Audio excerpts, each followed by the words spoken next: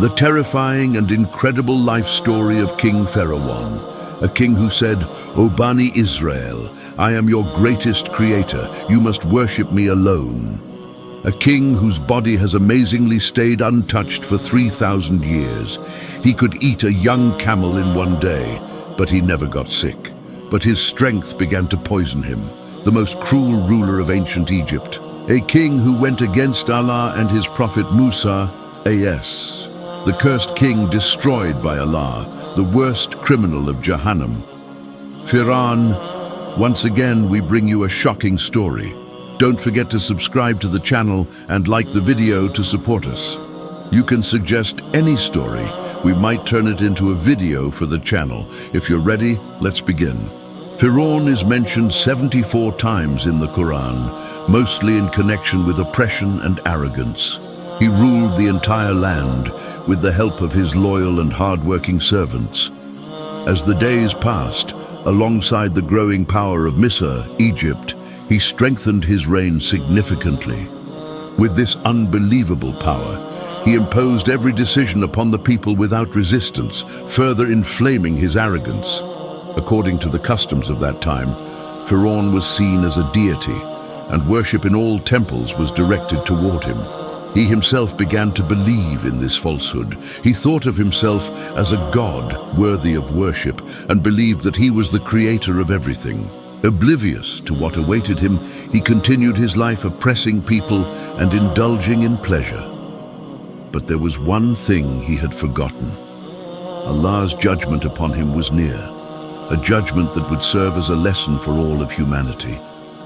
Let us take a look at the land of Misr, Egypt, where this historic event, a lesson for all times, took place. The Nile River was one of the lifelines of the kingdom located in Misr, Egypt. The Nile is among the largest rivers in the world. It is known for almost never drying up, even in summer, and for its immense length. The river enriched the soil with minerals, making it fertile, bringing water to the dry desert lands. The Nile transformed the area into a region abundant in crops. Misr flourished and continued to grow with livestock farming and maritime trade. The kingdom expanded its economic wealth even further. While Firaun lived in his palace, the people, especially the slaves, worked relentlessly to maintain this system. During the time of Firaun, slaves were responsible for all the hard labor, from agricultural work to construction. At one point, Yusuf, as had served as a vizier in Misr, Egypt, and had introduced the belief in Tawheed, the oneness of Allah. However, after his passing, Misr, Egypt, gradually reverted to its old pagan beliefs. Out of revenge, the Bani Israel, the people of Yusuf, were enslaved and subjected to great suffering. Firaun had advisors who helped him rule the kingdom. Among them were Qarun and Haman. Qarun had gone astray due to his wealth and arrogance, while Haman was known for following the wrong path for his own interests.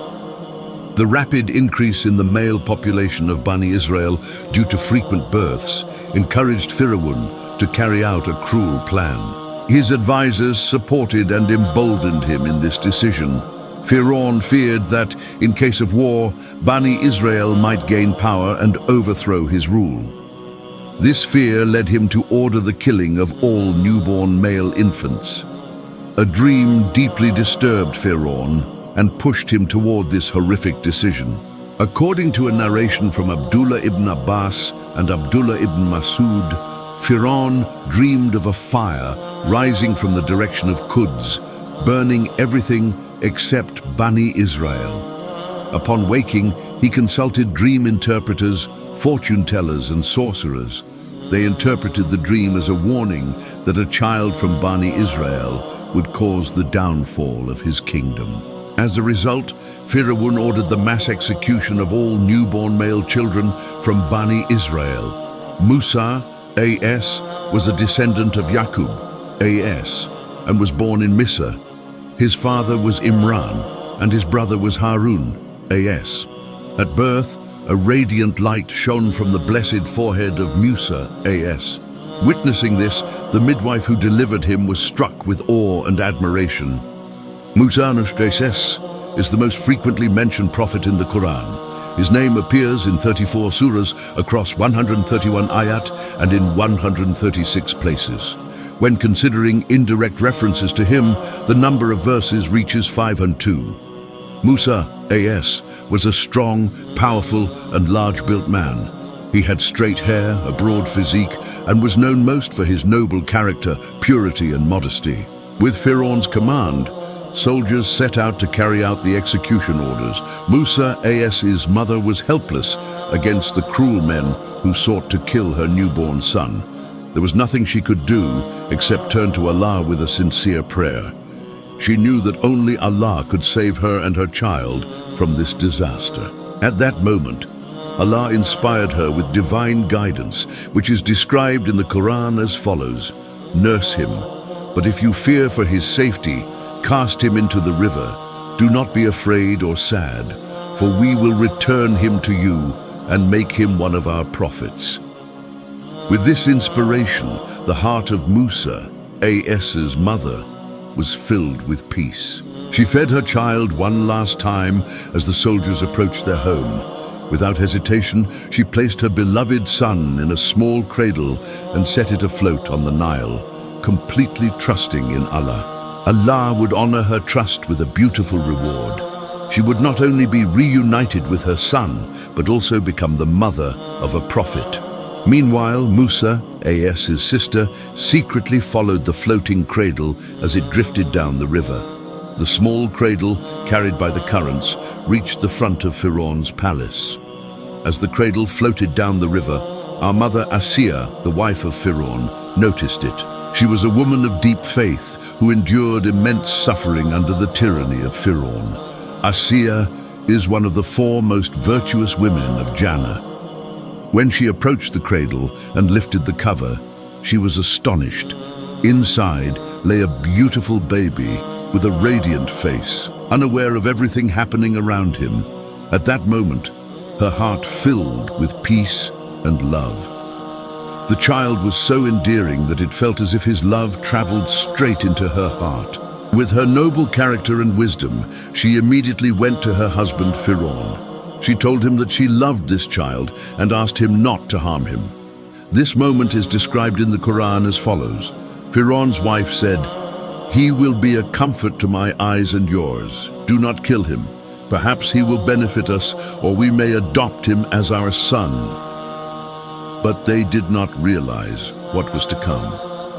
By Allah's wisdom, Firaun remained calm and agreed with this. Musa's began to grow up in the palace despite all the obstacles. By Allah's will, the baby ended up in the very palace of the one who had ordered the execution of all male infants. As time passed, a new problem arose. The baby refused to nurse from any wet nurse. Meanwhile, Musa's sister had been secretly following the cradle and quickly stepped in. She approached the guards and said, "There is a woman I know who may be able to nurse him." She was referring to his real mother. This event is described in the Quran, and the mother of Musa said to his sister, "Follow him." So she watched him from a distance while they were unaware. "We had already forbidden him from nursing from any woman." So his sister said, "Shall I direct you to a family who will care for him for you and treat him well?" Thus, they accepted her offer. After rejecting many wet nurses, baby Musa accepted the milk of his own mother. Unaware of this truth, our mother Asiya rejoiced that the child had finally found someone to nurse from. By Allah's decree, Musa's grew up in Firaun's palace under the care of his real mother. Firaun's Haman became suspicious. "Is this child truly yours?" he asked. "He refuses to nurse from any other woman but you."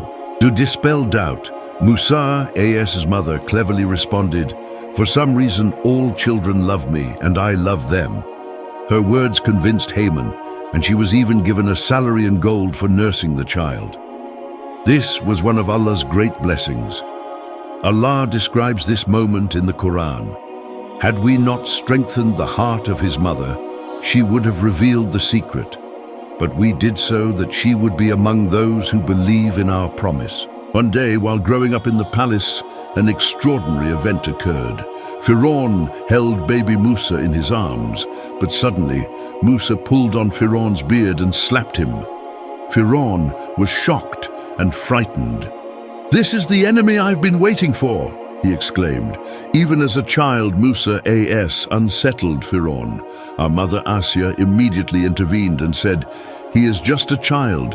He does not know what he is doing. If you wish, test him. Place a bowl of jewels and a bowl of burning coal before him. If he chooses the jewels, he is intelligent. If he chooses the fire, he is just a baby." Firaun agreed. 2 bowls were placed before Musa A.S., one filled with precious gems and the other with burning coals. As Musa A.S. reached for the jewels, Jibril A.S. intervened by nudging his hand. Instead, Musa picked up a burning coal and put it into his mouth. The fire burned his tongue, leaving him with a slight speech impediment. Seeing this, Firaun let him go, convinced that he was just a child. Thus, Musa A.S. remained in the palace for many years, growing up under Allah's protection. All of Misr, Egypt, was under the rule of Firaun. The people were divided into rigid social classes under his command. He held absolute power over administration, military, law, and religion. Firaun was a cruel tyrant. His brutality was so extreme that he would impale people on stakes and have them split in half for punishment. It is said that he lived for 400 years. Not only was he never sick, but his teeth never bled either. He was not particularly tall, but he wore majestic and luxurious clothing. His youth seemed to be renewed constantly, as he never aged. His health was so strong that he could eat an entire young camel in one sitting.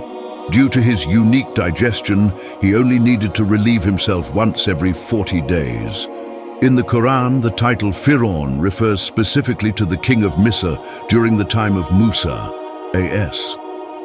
In contrast, during the time of Yusuf A.S., the rulers were referred to as Rab or Malik instead of Firaun. Firaun is described as a proud and arrogant ruler who, like Qarun, became filled with vanity and even claimed divinity. He oppressed the weak, looked down on his people, and turned his back on the truth. His complete control over every aspect of the kingdom further inflated his arrogance. One of Firaun's men, Firaun, was a cruel baker from the Kipti. One day he was seen beating a man from Bani Israel named Samir. Samir called out to Musa, pushing Firaun aside and striking him. However, with just a single blow, Firaun fell to the ground and died. Musa A.S. was deeply saddened. He had no intention of killing him. His only goal was to protect Samir. In his sorrow, he turned to Allah in repentance, seeking forgiveness. The Quran describes this moment as follows. Musa entered the city unnoticed by its people. He found 2 men fighting, one from his own people and the other from his enemies. The one from his people asked for his help against the enemy. Musa struck the man and caused his death. He then said, "This is the work of Shaitan. Indeed, he is a clear enemy who misleads." At the time, Musa A.S. had been calling people to the oneness of Allah, which angered the Kipti. This is why he entered the city at a time when most people had retreated to their homes. When Musa A.S. said, "This is the work of Shaitan," he was not referring to his own action, but rather to the crime of the Kipti man, who had already deserved punishment.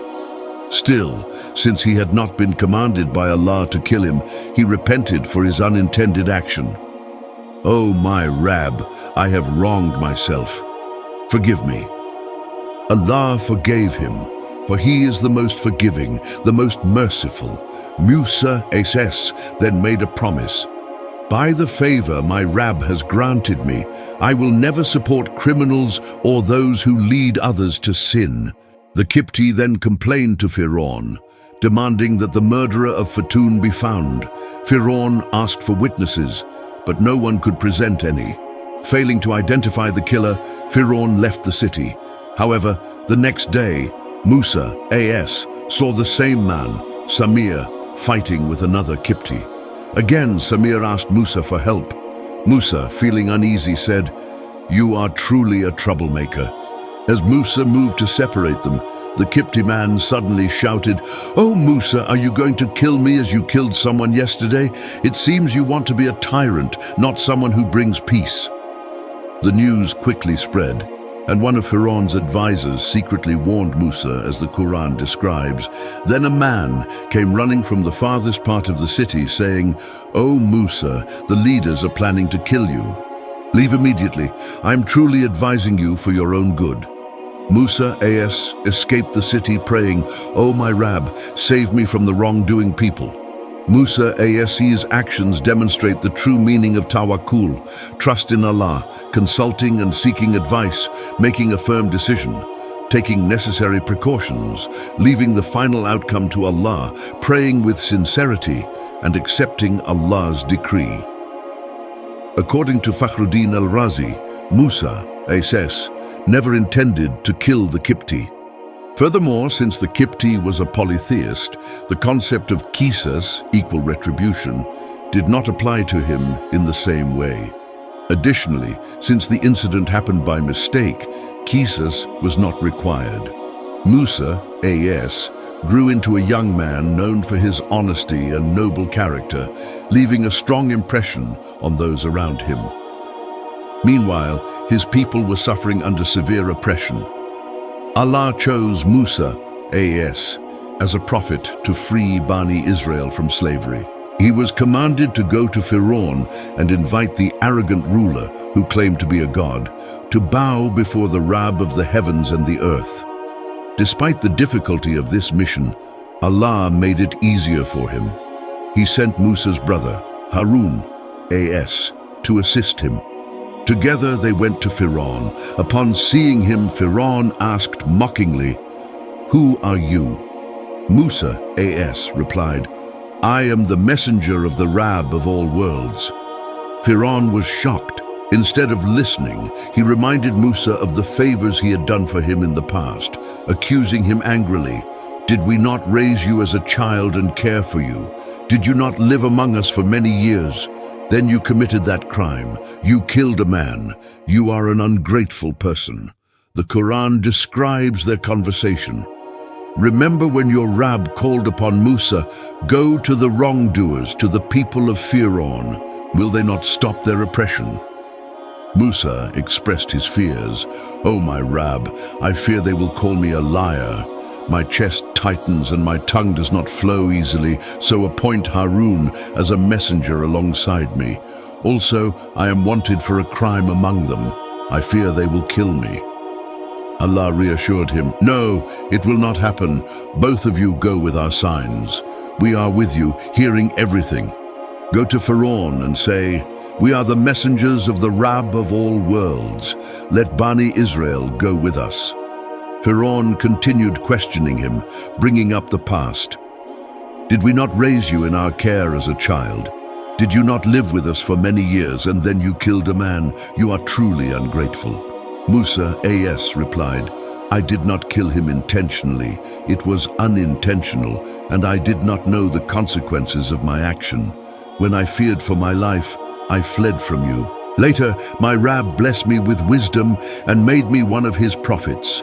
As for your so-called favor, was it not a result of you enslaving Bani Israel?" Firaun then asked mockingly, "And who is this Rab of all worlds?" Musa, AS, answered, "He is the Rab of the heavens, the earth, and everything between them, if you would believe." Firaun turned to the people around him and asked sarcastically, "Did you hear what he just said?"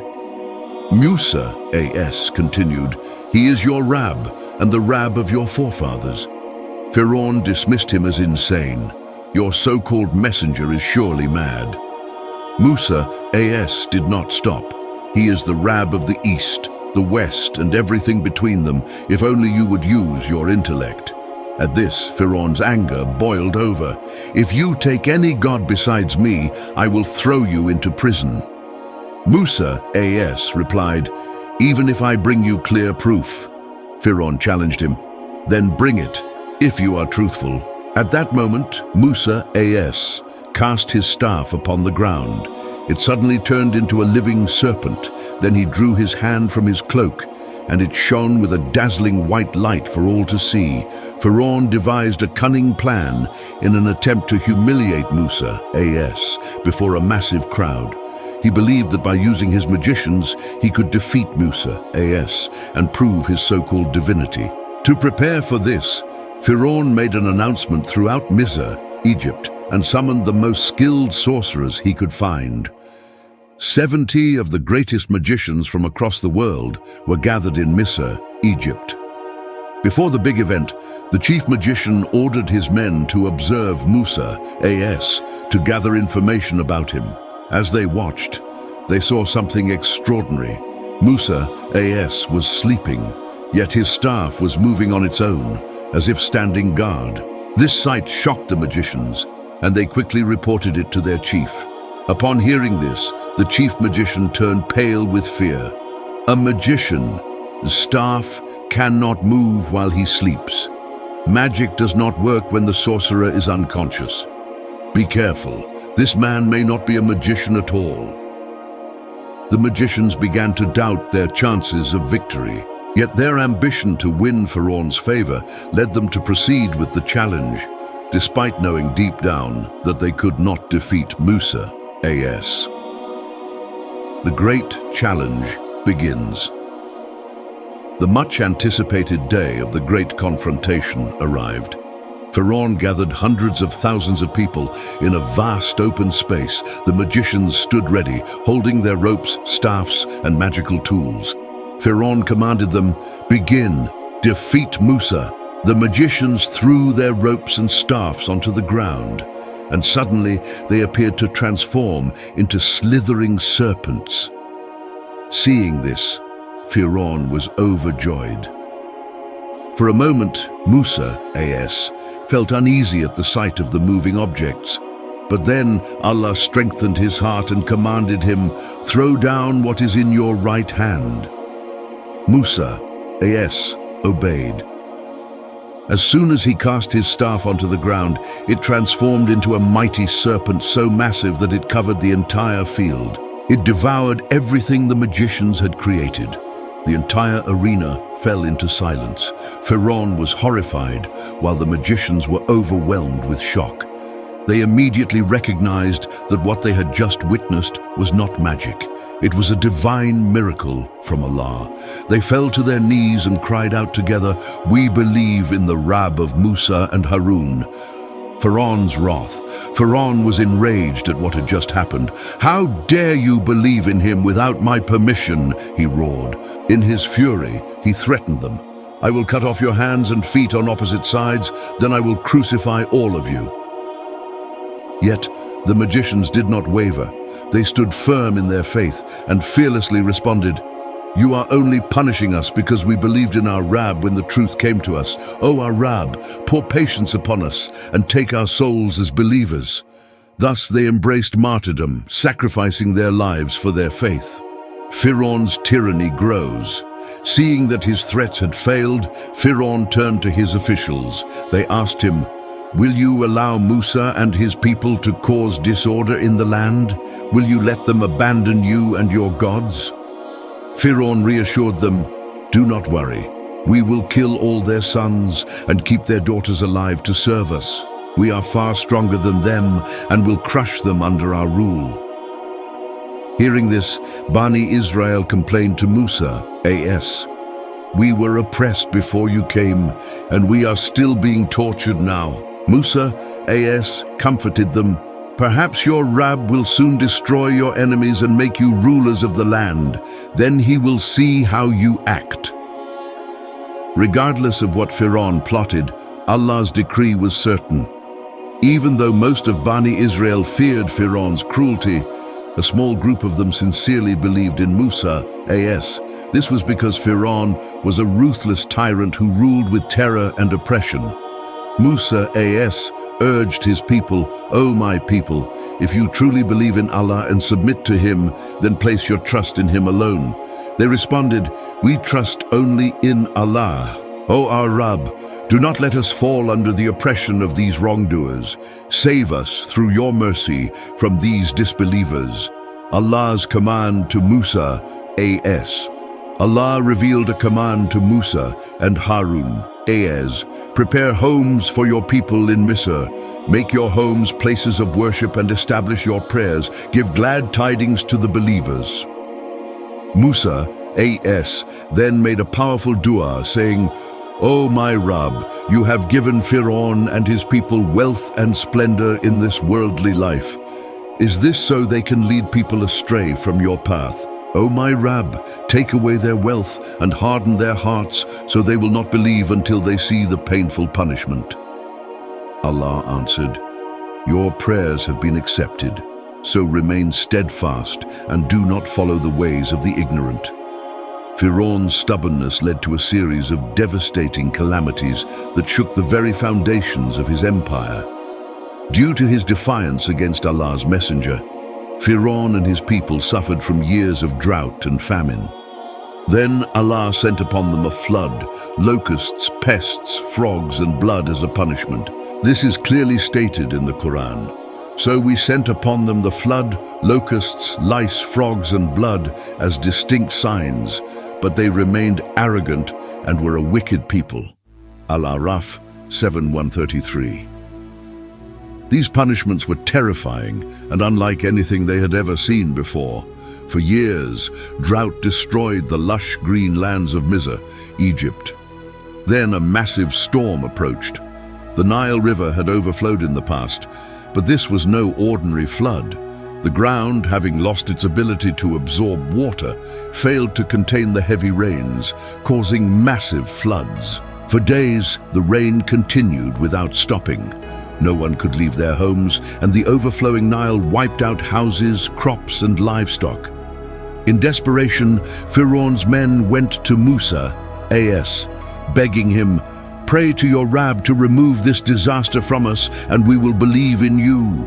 Musa, AS, prayed, and by Allah's mercy, the flood came to an end. However, Firaun and his people broke their promise once again, the locust plague. After the flood, the people of Misr, Egypt, did not fulfill their pledge and continued in disbelief. The heavy rains and floods had created the perfect conditions for locusts to breed. As a result, a massive locust swarm descended upon the land. This merciless swarm ravaged their crops and destroyed their food supply. Empty fields and starvation became the price for Firaun's arrogance. The people of Misr watched in terror as their livelihoods were wiped away. Yet, despite seeing his people suffer, Firaun refused to humble himself. The locust plague was a warning. The punishments would not stop until they surrendered to Allah's will. The frog invasion. The land was in ruins, and the people were in distress. Meanwhile, Firaun, watching the chaos unfold from his palace, remained stubborn in his disbelief. Then Allah sent another punishment. Frogs began to spread from the Nile across the entire kingdom. Unlike ordinary frogs, these were massive in size and seemed to be challenging Firaun's arrogance. As the invasion intensified, life in Misr came to a halt. Frogs covered homes, marketplaces, and palaces. They even climbed onto people's clothes, making it impossible to escape them. The situation became unbearable. People could not sleep due to the deafening sounds of the frogs. Witnessing this terrifying ordeal, many began to lose faith in Firaun. But once again, instead of repenting, they went to Musa, AS, and pleaded, "O Musa, pray to your Rabb for us as he has promised you. If he removes this punishment, we will surely believe in you and allow Bani Israel to leave with you." Yet after every disaster was lifted, Firaun and his people returned to their arrogance. They failed to take heed, and more punishments awaited them. Day by day, the number of believers increased, but they needed to escape the tyranny of Firaun. It was a difficult decision, but for the sake of leaving behind a faithful generation, Musa, AS, and his people decided to flee from Misr, Egypt. Firaun and his army soon realized what was happening and immediately set out to chase them. It was a dangerous journey between life and death, but their unshakable faith in Allah gave them the strength to move forward. When they reached the Red Sea, Firaun and his army had caught up with them. Before them was the vast sea, impossible to cross, and behind them was the ruthless Firaun and his army. Musa, in desperation, turned to Allah in prayer. Then Allah commanded him to strike the sea with his staff. As soon as Musa obeyed, the sea miraculously split in two, creating a clear pathway for them to cross. The Bani Israel, witnessing this incredible miracle, crossed safely to the other side. Even after witnessing this sign, Firaun's arrogance remained. Instead of humbling himself, he ordered his army to follow through the parted sea. But as Firaun and his men moved forward, Allah commanded the waters to return. The mighty waves came crashing down upon them, swallowing Firaun and his army whole. Firaun's last moments and his belated faith. Firaun and his army were now wiped from history. The Quran describes this moment. And we took Bani Israel across the sea, but Firaun and his army pursued them with oppression and hostility, until, when he was drowning, he said, "I believe that there is no God except the one whom Bani Israel believe in, and I am of those who submit." Yunus 10:90. As he was about to drown, Firaun finally admitted his helplessness, but his faith came too late. Since he had spent his entire life rejecting Allah, his last-minute belief was not accepted. It was said to him, "Now, but before this, you were rebellious and among the corrupt. Today, we will preserve your body so that you may be a sign for those who come after you. Yet many people remain heedless of our signs." Yunus 10:91-92. Firaun had spent his life leading his people to destruction, and now he was leading them to the fire. The Quran states, "On the day of judgment, Firaun will lead his people forward into the fire." What a terrible destination. They were cursed in this world and will be cursed on the day of judgment. What a wretched fate. Hud. Firaun allowed his arrogance to destroy him. By denying the creator of all worlds, he claimed to be a false god. But in the end, he and his army were drowned beneath the crashing waves. Meanwhile, Allah saved those who had faith in him. Bani Israel, once oppressed and humiliated, were granted the lands of abundance and blessings. As the Quran states, "We made the people who had been oppressed inherit the lands of the east and the west, which we blessed." The good promise of your Rabb was fulfilled for Bani Israel because of their patience, and we destroyed what Firaun and his people had built and all they had established. Al-Araf, a sign for generations to come. In 1881, an English research team made a shocking discovery while digging near Jabalain. They found a remarkably preserved body, even though it had never been mummified. Tests revealed that the body was over 3,000 years old. It belonged to none other than the arrogant Firaun, who once claimed divinity. His lifeless body remains a powerful reminder of Allah's justice. Even though Allah saved Bani Israel from Firaun's oppression, they later fell into disbelief, despite receiving endless blessings. May Allah protect us from arrogance and from being among those who reject the truth for personal gain. This video needs your support to reach more people. Every subscriber helps heal another wounded heart. Don't forget to like, comment, and subscribe. May Allah bless you all. See you in the next video. May Allah protect you.